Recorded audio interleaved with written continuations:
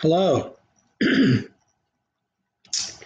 is Thomas Goins from Researching Your Roots again. As you can see on the screen here, I have a different genealogical website or family history website. It's called Familysearch. This was put out by my church, and I'm not, this is a free website. You don't have to pay to be on here. Anybody can use it. You notice here I'm going to push or point at this little button right here where the little finger is. Right there. See, it says create a free account. I'm not going to go into that right now. All those details, you can click on that if you'd like to get a free account. You have to get a free account to be able to use it to get information. So now I can sign in. I have sign in information here. So I'm going to sign in myself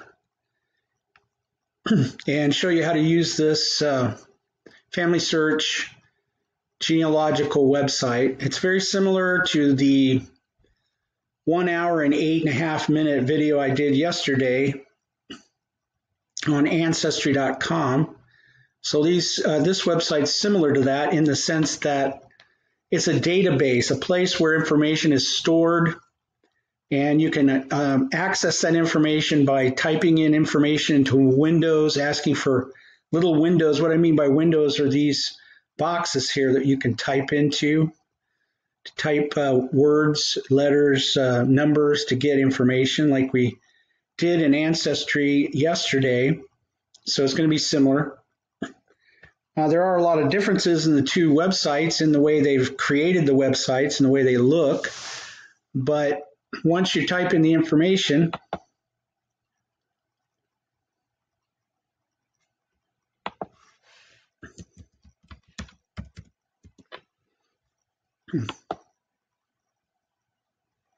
there, I must have typed something wrong. So this is what Familysearch looks like. It's home page, I guess you'd call it that. It has a little bar over here that you can use to scroll down. So it's similar. The home page doesn't have any way to search for or type in information to search for records about people. So you have to go up to the top here. At the very top, you'll see different things you can click on depending on what you want to use it for. You can put a family tree in this. You can start your family tree in Familysearch if you want for free. You can start with yourself, your parents, your grandparents, or if you're married, if you have a spouse or more than one, you can put that information in, and I'll show you how to do that later. It's not very hard. It's just basically a pedigree chart where you put yourself and your family in it, or family group records like we talked about yesterday, where a husband and wife and children are put into one page. And you can see their names and their birth and their marriage and death information if you have it available. So what I'm going to do is searching today. I want to search records. I don't want to search my family tree or any other family tree or genealogies or catalog or books at this point, although you could if you wanted to. I'm going to do records. So I click on records. And when you see this screen, it looks kind of similar to what we looked at yesterday on the home page for Ancestry.com, where you can find little windows, as I call them, where you can type in first name, last name. And if you have a middle name, you just type the first name here and then space with a middle name, okay? And then you would come over here and put in a last name. So that's not too hard. I'm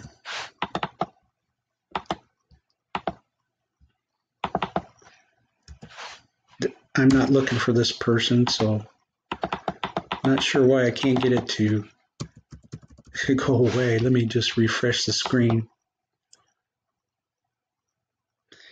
So we have birthplace here. We can put in that information. Birth year range. On Ancestry, you do have a birth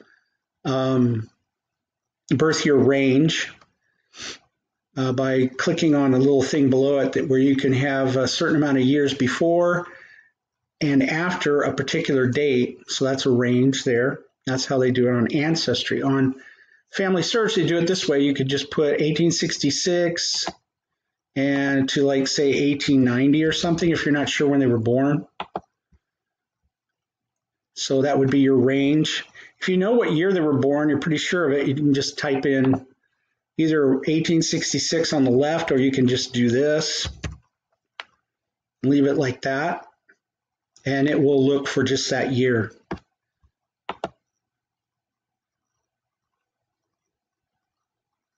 If you want to also add information, marriage, residence, you just click on this, and it'll give you a place where you can put both birth and marriage. Same with residence. It'll open up a new window for you. Death.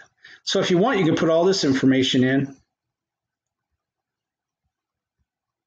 if you have it, or if you have an idea of what it might be, you can put that information in. Then, of course, we're dealing with year ranges. If you know the year, just put it here, or put it in both. Or put a range, just to guess. A lot of times you have to guess.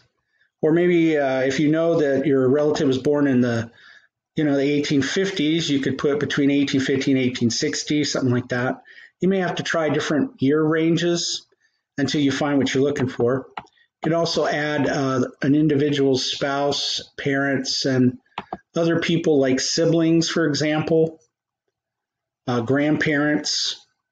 Siblings is a good way to find people on census records. You put their name or the person's name, and like Thomas Goins, and then I could put in one of my siblings, and if I were in a census for, say, 1900, that would help me pinpoint or narrow down my search for Thomas Goins, who has a brother named Fred or George or something like that.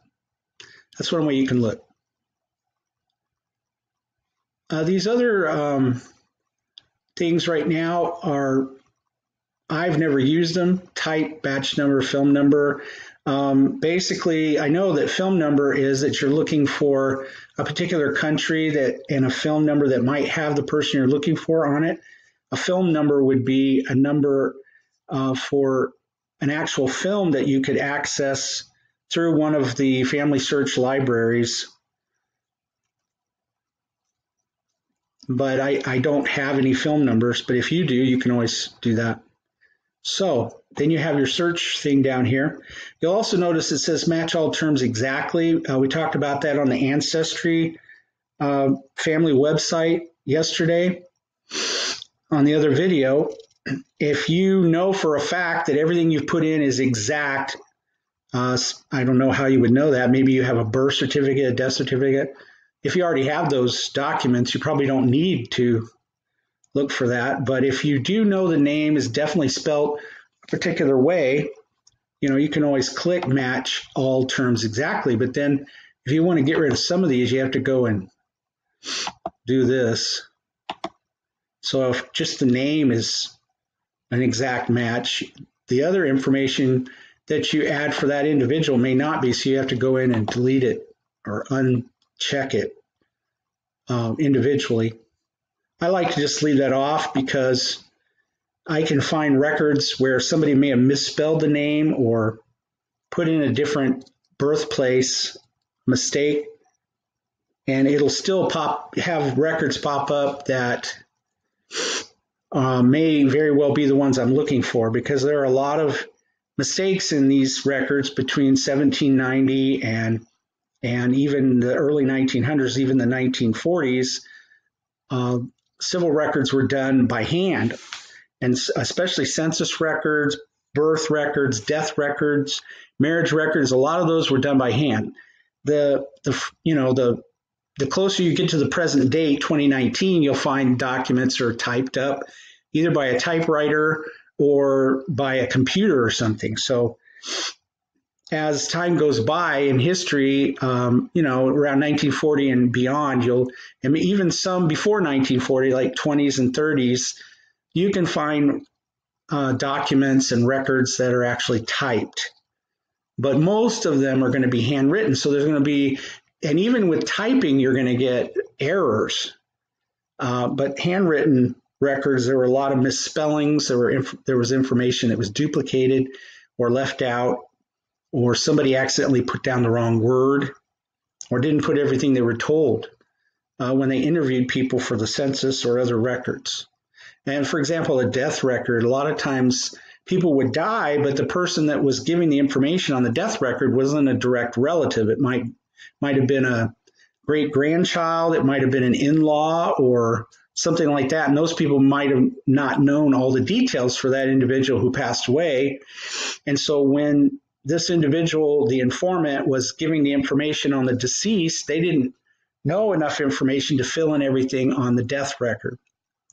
And so there might be a lot of blanks, or they may have given incorrect information. They may have thought that the deceased person's mother's last name was Jones when it was really Johnson or something. And so errors like that occur. So that's one of the reasons, like I said in the video before this one, you want to get 2 or 3 or as many civil records as you can so that you can compare and contrast them to determine what correct spelling of names is and what correct birth, death, marriage dates, baptismal dates, christening dates, and places are. And that's, or if you're not able to get the perfect information, at least you're getting the very closest to the correct information possible in your search for people's vital information and historical information from your family tree or for your family tree. So I'm going to put in somebody that I know, a relative of mine, and show you how, by putting that information in the database windows here, what the records look like on Ancestry.com. I'm just going to go with Joseph Andrew Simon again, like I did on the other video for Ancestry. He was born in Missouri. Well, one of them was. So we're gonna do the older Andrew Simon. If I can type this in correctly. So I'm going to put in Missouri. And he was born in 1832. I know that's correct, so I'm just going to put 1832 in both places. And that tells the computer to just stay on that 1 year. I'm not sure where he was married. I'm not sure about his death place. But I'm going to come down here and put in his wife's first name, and I know that was Annie. So I'm hoping that with this information put in, and I click search, I guess I could put in United States. So it will concentrate on that country. I'm going to go ahead and click search and see what comes up. So I look at this. You look at this first record here, and I'm gonna enlarge this a little bit so you can see better here. Joseph Andrew Simon, you see his name in blue here. And this is a man named Joseph Andrew Simon whose information is found on a Tennessee death, either records database or some kind of index. It may even show an actual death certificate, or it'll show information that was taken off the death certificate and just typed in or written into some document that you can look at. I know he was born in Missouri, and I remember now that he was born in Hannibal, Missouri, so that matches. This is probably my relative. Then I move over to relationships here, and I see that this particular Joseph Andrew Simon was married to Annie Deviney, and I know that's correct. That matches what I typed into the windows earlier to get this record to come up. And this is a misspelling of her last name. Her last name is actually spelled Devenny. But this sounds right, Devenny. And so you'll notice a lot of times even relatives will misspell their ancestors' last names, or maybe they thought this is the way it was spelled for generations. But I've discovered from some documents that that's not correct. And also from a gravestone of one of her children whose name was Hugh Devenny Simon. So his middle name was actually his mother's maiden last name.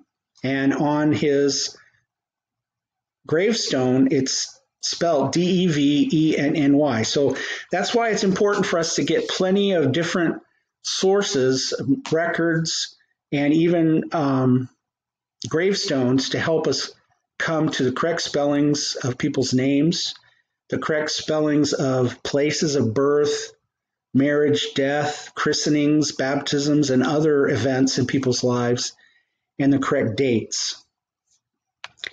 So this is a pedigree here. So there's evidently, in Familysearch, there is a family tree pedigree chart that includes this man. And then there's evidently a picture of something.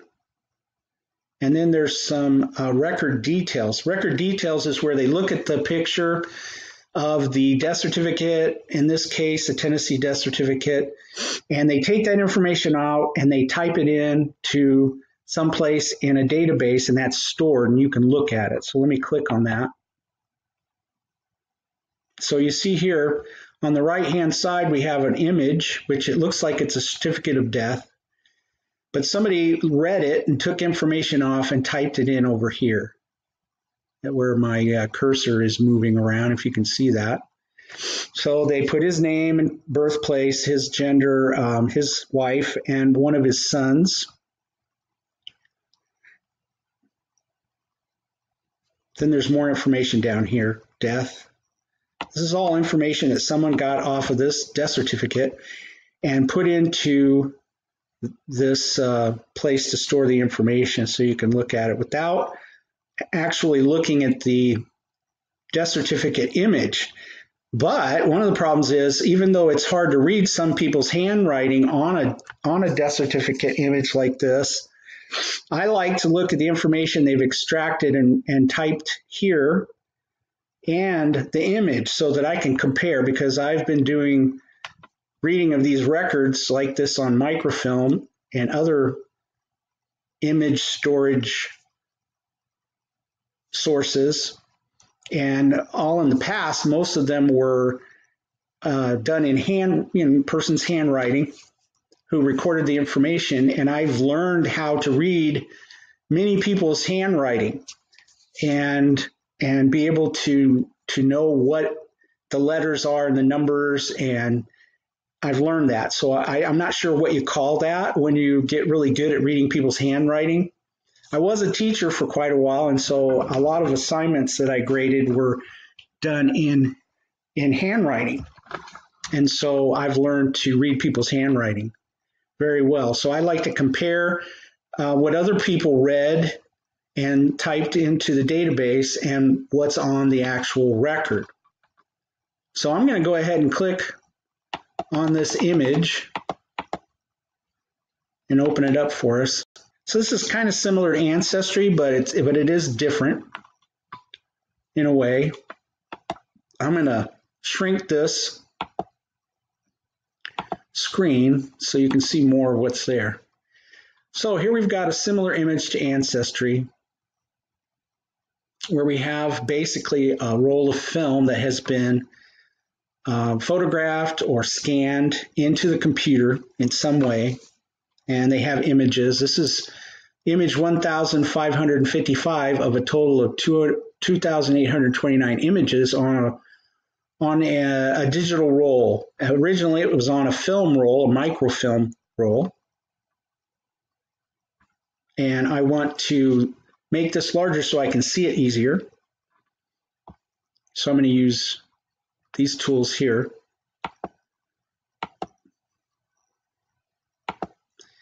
And one thing about Familysearch is it's kind of crowded. You got all this stuff up here and all this stuff down here.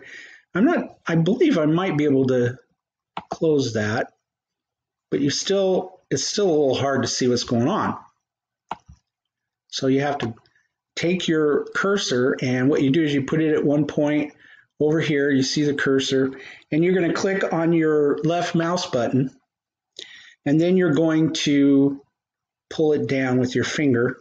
I don't know if you have a little one of those little buttons you can move forward and backwards, roll it, or if you have a mouse where you click on your left mouse button and then you just move your mouse in the direction you want this death certificate to go.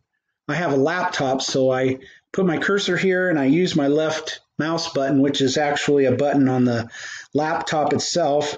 I click, and then I have this little pad that I use my finger to move things up and down or right and left. And this is still a little small for me to see, so I'm going to increase it a little more and just move it around until I can get it where I want. Now I can see this is a certificate of death for the state of Tennessee, and this is an official civil record. It's through the Department of Public Health at that time in 1946, which was a division of vital statistics. They were cooperating with the Department of Commerce, and the Bureau of the Census. Now, I don't know if I would imagine the Department of Commerce and the Bureau of the Census are probably federal agencies, but the Department of Public Health may have been in the state of Tennessee here, and the Division of Vital Statistics might have been a state of Tennessee department or division. But it just gives you the knowledge that you're dealing with a very serious record here that's a civil record, and the people that took this information down were trying to get the best information possible at the time under most circumstances. It's true that some death certificates and other records, certificates taken by employees of the government at either federal, state, or local levels, sometimes were not taken as seriously. They put information in really fast for some reason, or they left things out. And those things happen. But for the most part, you're going to find that government civil records are kept in a way that's very reliable. And so you can rely on them. But still, personally, and I think most genealogists and family historians would agree with me that you're going to want to get 2 or more civil records and compare the information to get the most correct information for each person you're doing research for in your family tree. So we have this particular individual. Let's see, this is 1946. It says that he was 67 years old. He was born. So what we're dealing with here, even though I looked for Joseph Andrew Simon, born in 1832 in Hannibal, Missouri, I actually have the death certificate of his son. But if you look down here a little further, you'll find that the son, whoever gave this information to the death certificate person that compiled this document and wrote this information in, it states Joseph Andrew Simon Sr., the son, his father and mother. Joseph Andrew Simon, birthplace Hannibal, Missouri. So on the son's death certificate, we can find some information about his parents. In this case, that information has been filled out. It says the informant for this document was Mrs. Della Simon, who happened to be Joseph Andrew Simon Sr., the son's wife. And her name was Della Elijah Dickerson. And so I know her information already, but she's the person that did this. She may have actually written this information in here by her own hand, but I'm not sure. A lot of times the informant would actually be giving the information to somebody else and they would write it in, but this could be her handwriting. So basically someone, either Adela herself, who is listed here as, she's actually the wife of the man for whom this death certificate was created. It's possible she wrote it or gave the information directly to the person who filled this out. One nice thing is they have stamps here. You can read this. Government stamps, ink stamps. So this is in 1946, and in that time period, there were a lot of death certificates and other vital certificates or records that were typed. But typing was hard. It was hard to get these form documents into a typewriter and type it correctly. So a lot of people, even into the 40s and later, would write these out by hand first, at least, and then later somebody would type them up. And then they would take images of them, microfilm or microfiche, and put those into a database to save them, just in case they got rid of the paper records in the future. And that's what people do today. A lot of companies and individuals will digitize all their paper records and then just save the paper records for a certain time, say 7 years, 10 years, and then they destroy them. So I don't even know if there is a paper copy of Joseph Andrew Simon Sr.'s death certificate. But we have it here digitized for us online, and we can access this on the internet. Isn't that nice? It used to be we had to actually travel to the county, which would have been Shelby County, Tennessee, or perhaps even a place in Tennessee or Memphis where the paper record would have been stored, or they would have had some kind of microfilm or microfiche, which is just a little plastic, like 5x6 or 4x6 record that has all kinds of microscopic documents that have been filmed. And you can put that in a reading machine with lights and lenses and stuff that will magnify the image on a screen for you. And a lot of people, they don't use those images, those image machines anymore. Mostly we work online. But still sometimes there are records that are not online yet. They haven't been digitized. Or if they have been, they're on microfilm rolls or on those little plastic microfiche sheets. And you can send for them. Some genealogy libraries, you can go there, look up that information on indexes, and then ask them for a fee to order them from wherever they're stored, and they will mail a copy of the microfiche or the microfilm roll. And some of those libraries will have the machines. You can put those on and you can look at them and you can find the information. It would be just like looking at what you're looking at here on the screen, except it's not on the internet. But these genealogy websites like Familysearch and Ancestry.com and others, MyHeritage, they have either purchased or received by donation these microfilm records, and they have somehow digitized them and then put them online on the internet so that we can access them through their websites. And of course, that costs them money, and they have to have employees to do that. Even if they get donated microfilm records or microfiche records or other paper records, someone has to get paid to digitize them and so they can put them online. Granted, there are a lot of people that do that kind of stuff voluntarily, but it's hard. It's hard to do that. It takes a lot longer when people have to do a career, and then once a week or something, they volunteer to do this kind of work. So these websites have been created, and even though they cost money, there are a lot of people involved who are employees of these websites. For example, Ancestry and MyHeritage. But Familysearch, generally all the information that's on here has been voluntarily donated. Their time was donated to put this information online. So that's one reason Familysearch is free. Well, I guess you have to kind of give some personal information to sign up to get a free account. I'm not sure why they do that. But the point is, you don't have to spend any money really, just time and give a little bit of information to open up a free account. Okay, so let's just look at this record here. This person that filled this out, even whether it was my great-great-grandmother, Della Elijah Dickerson, or it was the person at the hospital or at the funeral home or whoever filled out this death certificate, had very excellent handwriting. And even though it's written in cursive or script, it's very easy to read, for me at least. If you notice down here, the doctor's information here, often in this area, the people that write here are usually the doctors or perhaps a nurse practitioner or something. Here it says physician.